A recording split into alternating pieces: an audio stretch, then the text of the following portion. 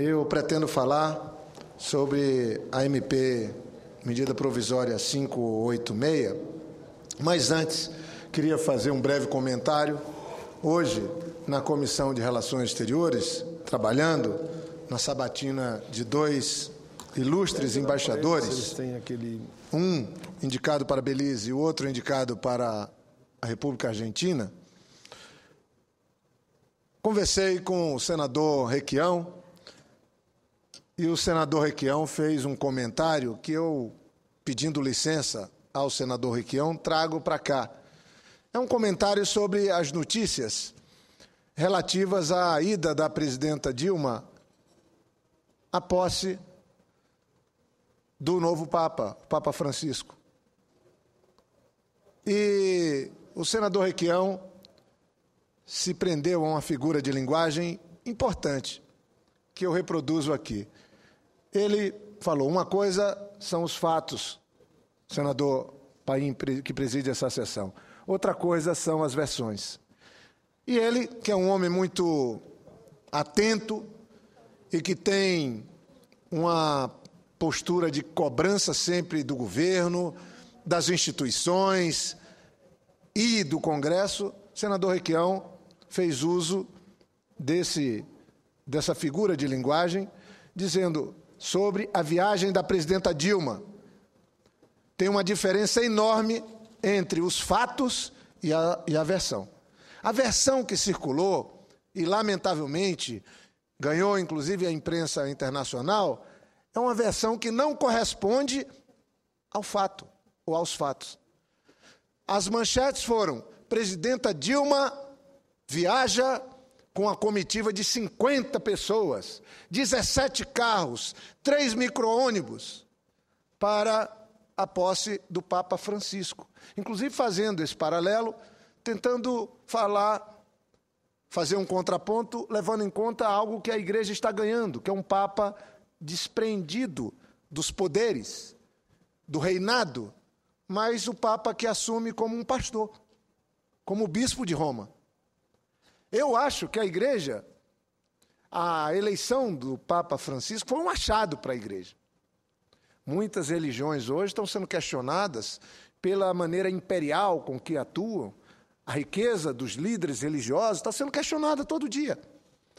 E o Papa, que representa uma religião milenar, uma religião católica, resolve assumir.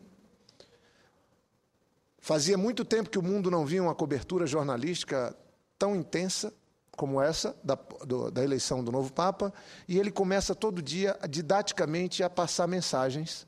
Passou a primeira escolhendo o nome Francisco. Depois, diariamente, com gestos, pagando sua conta no hotel, descendo do carro, deixando de lado a limusine, andando num carro aberto, andando e cumprimentando as pessoas depois de celebrar uma missa. Eu acho que ele está tomando atitudes que o mundo cristão, católico, estava até precisando. Li artigos do Leonardo Boff, que são uma beleza. Vi debates na televisão de vaticanólogos, de estudiosos, de religiosos, louvando as primeiras atitudes do Papa. Não são as falas só, as atitudes. E a presidenta Dilma, acertadamente, foi a Roma. O Brasil é o país que tem o maior contingente de católicos do mundo, presidente Paim. Fiquei feliz, como membro do PT, como senador da República, de ver que a nossa presidenta cancelou seus compromissos importantes que tinha, e foi ao Vaticano. Estava lá representando o cristão brasileiro, o católico brasileiro. Como se fosse também, tivéssemos um evento importante para outras religiões que o nosso povo participa, ou tem como opção religiosa, também aplaudiria a ida da presidenta. O problema que a presidenta Dilma foi conversar com o Papa sobre um dos maiores eventos do mundo, que é a Jornada da Juventude, que vai ocorrer no Rio de Janeiro. Ela foi tratar dos interesses do nosso país, com o chefe de Estado do Vaticano, com o líder maior da Igreja Católica, além de ir representando esse contingente de cristãos católicos do nosso país. Se nós temos o maior contingente de católicos do mundo, e se o Papa é latino-americano, argentino, nós deveríamos aplaudir essa atitude da presidenta. Não sei de onde surgiu isso, não sei se já faz parte das preliminares da eleição, que é só ano que vem. Mas o certo é que tentaram desconstituir esse gesto nobre da presidenta Dilma, falando que ela foi com uma comitiva de 54 pessoas. Mentira! Essas são as versões mentirosas. Senador Paim, que preside essa sessão, os seguranças da presidenta Dilma são convidados da comitiva dela ou são funcionários do nosso país encarregados da proteção da chefe de Estado do nosso país? Sabe qual era o tamanho da comitiva da presidenta Dilma, senhor presidente? 3 ministros e mais a nossa presidente. Essa era a comitiva que a presidenta Dilma levou. A presidenta Dilma foi, ela e 3 ministros. E sai as manchetes de que ela tinha uma comitiva de 54. Para pôr os 54, incluíram todos os seguranças, a equipe que há décadas faz a proteção, seja quem for o presidente. Essas coisas não podem. Isso é trabalhar contra o país. Isso é escamotear a verdade. E, lamentavelmente, pode ser que tenha gente que diga, mas, poxa, na posse do Papa Francisco, a presidenta Dilma aluga 17 carros. Só tinham 3 ministros. Os carros eram para atender médicos, segurança, todo esse aparato que é um aparato do Estado brasileiro.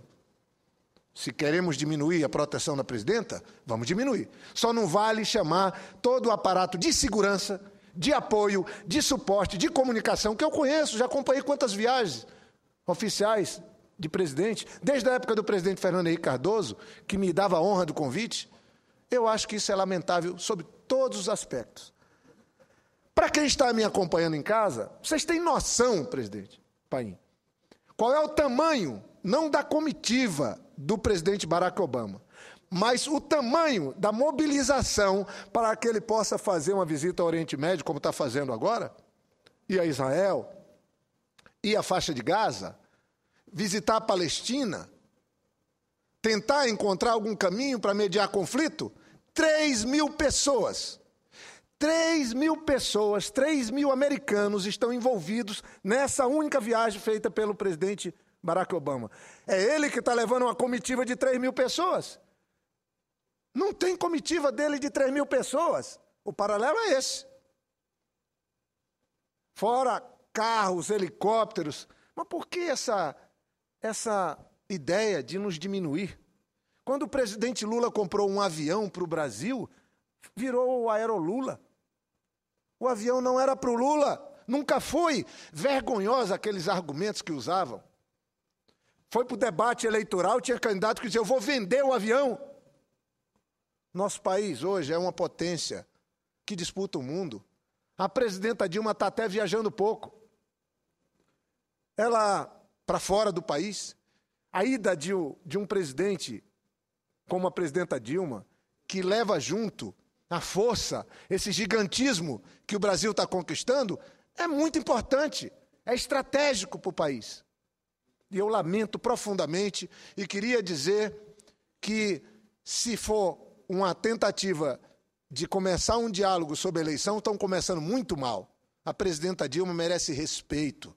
O povo brasileiro merece respeito. Ela foi na posse do Papa Francisco da maneira mais adequada às simbologias que o Papa já nos coloca a todos, quando ela vai com 3 ministros. Agora, gente, cobrar, querem que a presidenta fique no hotel 2 estrelas, 3 estrelas. Querem diminuir o país? Isso é risível, senhor presidente.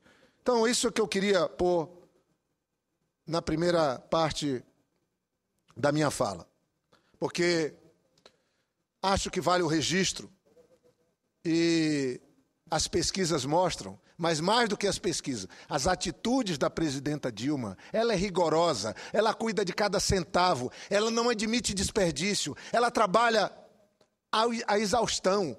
É uma mulher, inclusive, solitária, porque vive para o trabalho, para liderar essa nação. E aí faz uma viagem histórica, e aí os fatos são uma coisa e as versões falseiam os fatos. Se querem que ela troque de hotel, se hospede em outro lugar, tudo bem. Só não vale chamar o aparato de segurança, o aparato oficial da chefe de Estado do Brasil de comitiva. Não vale. Isso é distorcer a verdade. Mas queria, senhor presidente, falar da medida provisória 586. Eu tenho esses dias todos presidindo o trabalho, tenho me colocado aqui com a preocupação de estudar esse tema, de mediar esse processo todo com os colegas senadores. E nesse dia, quando Vossa Excelência, inclusive, já fez o devido registro, que é o dia da síndrome de Down, Vossa Excelência fez um discurso aqui muito preciso, valorizando tudo o que o Brasil tem feito no sentido de cuidar, de trabalhar as minorias. E Vossa Excelência tem autoridade para fazer uma fala dessa, senador Paim.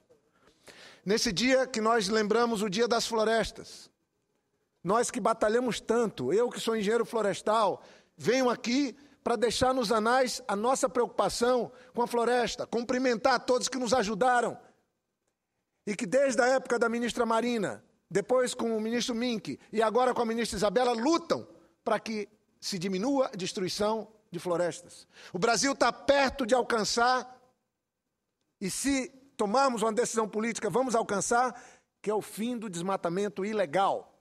Temos que separar desmatamento legal, que a lei estabelece, do desmatamento ilegal. Acho que é possível o Brasil zerar o desmatamento ilegal. Mas muito importante, e tão importante quanto, é nós estabelecermos uma nova governança para esses recursos que são uma vantagem comparativa que o Brasil tem e nenhum outro país do mundo tem, que são nossas florestas. Lamentavelmente, o Brasil ainda não dispõe do aparato institucional adequado para trabalhar as florestas. Nós temos que, com o novo Código Florestal, que trará a floresta de volta, que segue sendo rígido na defesa da biodiversidade e de nossas florestas, principalmente aquelas florestas protetoras que protegem nossas águas, nossas encostas. Está aí a tragédia do Rio de Janeiro, ocupação indevida de áreas de risco, é tragédia na certa. Nós vamos precisar mudar todo o aparato institucional para que possamos transformar as florestas brasileiras não só num ativo da qualidade de vida, sinônimo de qualidade de vida, num ativo econômico, que, se usado com inteligência, possa gerar emprego e renda e fazer um diferencial econômico para o nosso país. Então, faço o registro. Amanhã é o Dia da Água, são recursos naturais que são parte da minha razão de estar aqui no Senado, porque eu me preocupo de fazer com que o nosso país possa bem usar os recursos naturais e possa ser uma referência no cuidado com as águas, no cuidado com nossas florestas, com a nossa biodiversidade. Mas, senhor presidente, eu queria, então, me referir à MP 586, que trata a medida provisória que deve ser está na ordem do dia, o item 1, está, inclusive, trancando a pauta, e terça-feira que vem deve estar, como eu vou estar ausente por uma missão que tenho que cumprir, oficial, ela deve começar a ser discutida na próxima terça-feira.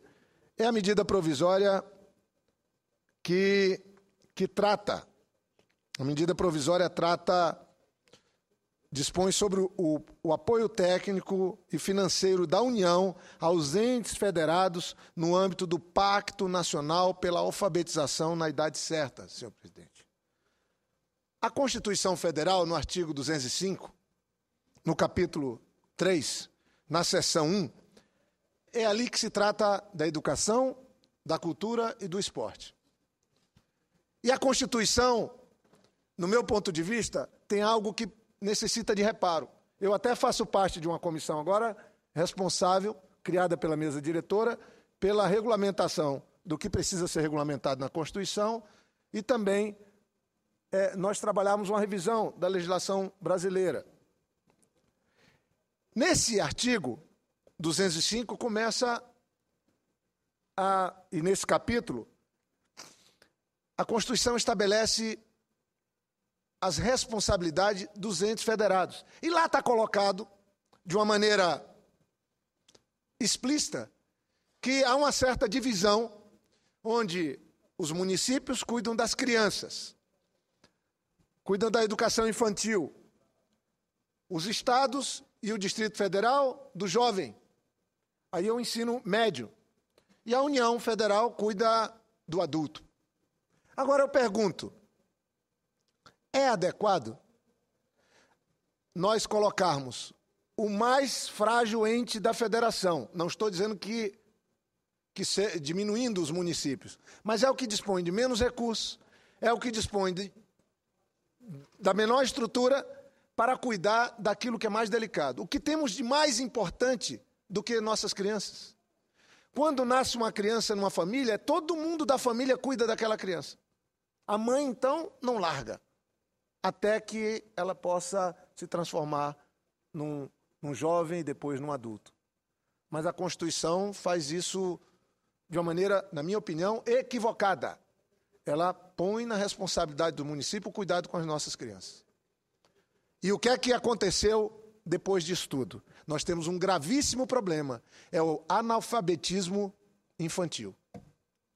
Foi feito um levantamento, está se discutindo nessa MP um programa elaborado pelo nosso governo federal. Conversava esses dias com o ex-governador Binho Marques, que hoje é secretário do Ministério da Educação, que é parte da equipe do ministro Aloysio Mercadante, com o secretário executivo Paim, do Ministério da Educação, e está aqui a medida provisória que tenta, primeiro, trazer, vem da presidenta Dilma, ela traz uma proposta para solucionar algo que é gravíssimo. De que adianta a gente querer mandar 100 mil alunos para fazer uma formação no exterior? De que adianta nós abrir mais faculdades no nosso país? De que adianta nós seguirmos fazendo o ProUni se nós não resolvermos um problema que está na origem, que é a baixa escolaridade, a péssima formação que nós temos para as nossas crianças que vêm das escolas públicas. E a medida provisória, ela levanta esse problema. A maioria das crianças brasileiras está alfabetizada no final do 3º ano do ensino fundamental. Isso é fato, a maioria. Mas um número muito grande de crianças não conseguem estar alfabetizadas no 3º ano do ensino fundamental. E aí tem um problema. Apesar dos avanços, o IBGE de 2010 constatou que há 15,2% de analfabetos entre a população na faixa etária de 8 anos de idade. Só que a Constituição, só que está estabelecido que nós temos que dar a formação para as nossas crianças. Então tem 15,2% das crianças com 8 anos de idade são analfabetas. E é esse o ponto central que essa MP 586 tenta solucionar. Para piorar ainda mais, presidente Paim, nós temos um problema. Chega a 27,3% quando é levado em conta a região norte. E a 25,4% no Nordeste. Então, veja só, a média brasileira é de 15,2%, mas no Nordeste, o número de crianças analfabetas, cada 4 crianças com 8 anos, uma segue ainda sem ler, escrever ou sem ter as noções básicas do conhecimento. Isso é descumprir a Constituição. E essa medida provisória que chegou aqui, primeiro, levantou uma grande celeuma. O Brasil, o governo está querendo reduzir ou ampliar a alfabetização e dizer que agora a alfabetização tem que ser com 8 anos. Não é nada disso. O governo da presidenta Dilma está fazendo valer um pacto assinado em 2007 pela alfabetização. 2007, governo do presidente Lula. E nesse pacto está estabelecido que nós temos que zerar. Nós temos que alfabetizar nossas crianças para que não haja uma distorção com o seguir da vida dessas crianças, quando virarem jovens e adolescentes e depois adultos. Então, caro senador Paim, a proposta da medida provisória, ela não é uma medida que contorna o problema, ela enfrenta o problema. Só tem um jeito. Os especialistas em educação, os estudiosos em educação, identificaram que uma criança necessita de pelo menos 600 dias de aula para ser completamente alfabetizada, para que ela possa ter os conhecimentos necessários, o domínio do sistema alfabético, a leitura, a escrita. Para que ela possa dominar os conhecimentos básicos, precisa de 3 anos. Ou seja, no 8º ano, essa criança está considerada alfabetizada. Então, primeiro, o Brasil tem que ter uma opção de enfrentar esse problema, resolver essa distorção, e para isso precisa de tempo. Eu vou dar um exemplo, nobre senador Paim, acho que posso contar com a contribuição de Vossa Excelência. Eu, prefeito de Rio Branco, assumi e a prefeitura tinha poucos alunos, pouquíssimos alunos, não chegava a 6 mil o número de alunos. Quando eu assumi, deixei com mais de 12 mil. Dobrei em 4 anos. O meu secretário era o ex-governador Binho Marques, que hoje é secretário do Ministério da Educação. Aliás, assumiu por um dia, na ausência do Paim, que é o secretário executivo, e do nosso ministro Luiz Mercadante, por um dia que foi... Eu fiz até questão de registrar no meu Facebook, porque o ex-governador Binho, ele merece isso. Ele começou dando aula nas palhoças de Chapuri, a pedido do Chico Mendes, alfabetizando o seringueiro para que os seringueiros não fossem enganados na hora das relações comerciais. E o Chico Mendes começou a organizar o povo fazendo escolas, alfabetizando seus companheiros. E o Binho era um instrumento importante, porque ele, ainda na faculdade, ia para lá dar aulas. E ficou morando em Chapuri. Antes de que eu fosse, da Marina, do Tião, de tantos outros, o Binho estava lá em Chapuri com o Chico Mendes. Depois é que nós fomos e nos encontramos. E eu lembro bem, presidente Paim, que eu chego e recebo o então secretário Binho Marques no meu gabinete, e ele entra e fala: prefeito, Jorge, nós estamos com um problema. Estamos tendo repetência de crianças no primeiro ano, senador Randolph.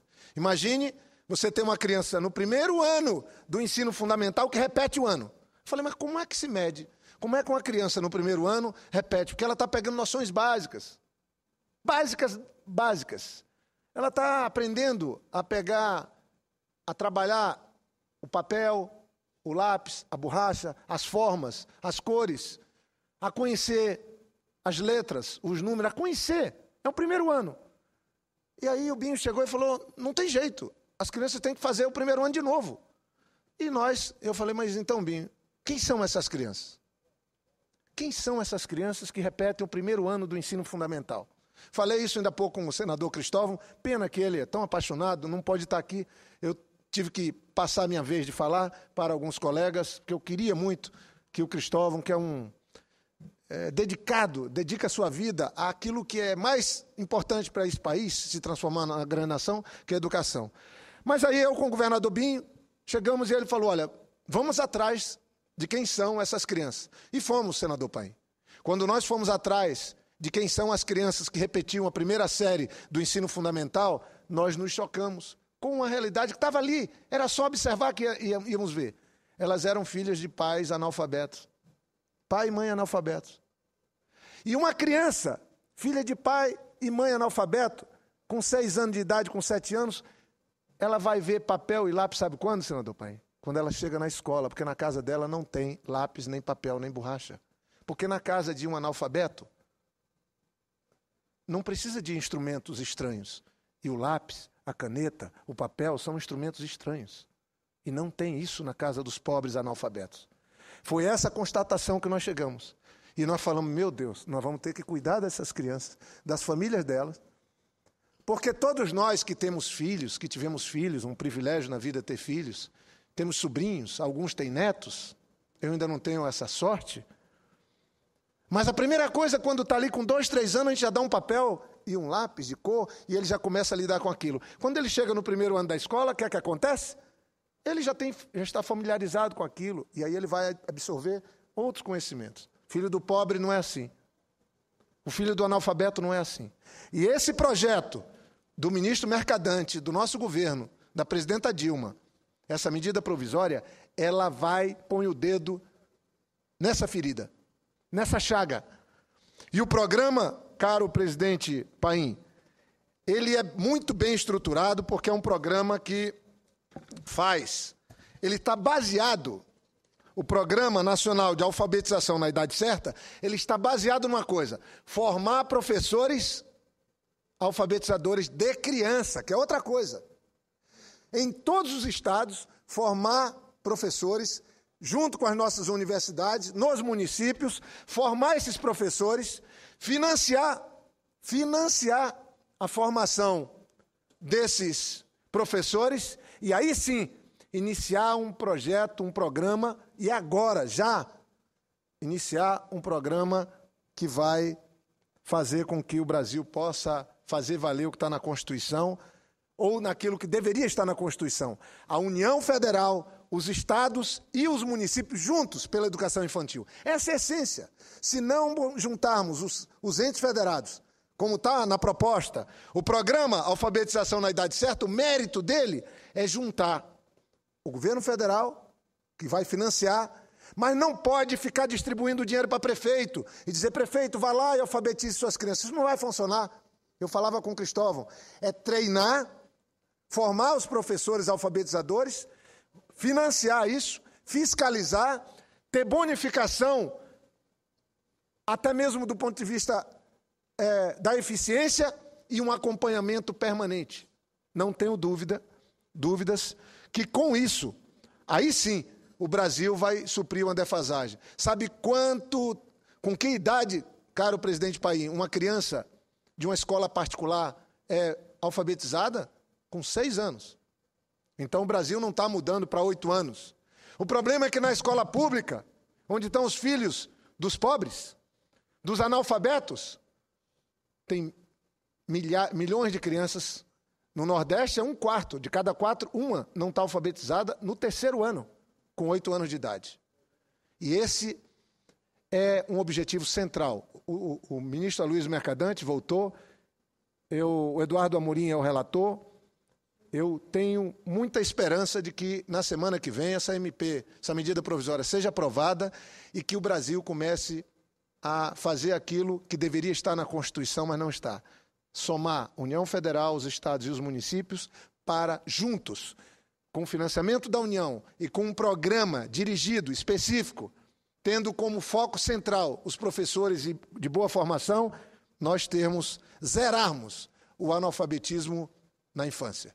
Com isso concluído, senhor presidente, nós vamos ter, sim, aí encontrar a idade de alfabetização certa da escola pública e da privada. Aí sim, a próxima etapa é trazer a alfabetização para 6 anos de idade, mas a alfabetização plena, tanto na escola pública como já acontece na privada. Então, eu queria cumprimentar a todos que me acompanham e dizer que são matérias como essa medida provisória, que me fazem sentir útil como senador, porque eu tenho certeza que ela sendo aprovada aqui, o Brasil começa a viver uma mudança de fato, priorizando a educação na infância e em todas as etapas da vida, para que o Brasil ganhe e vire uma nação desenvolvida, porque só vai virar quando a educação virar a grande prioridade dessa nação. Muito obrigado, presidente.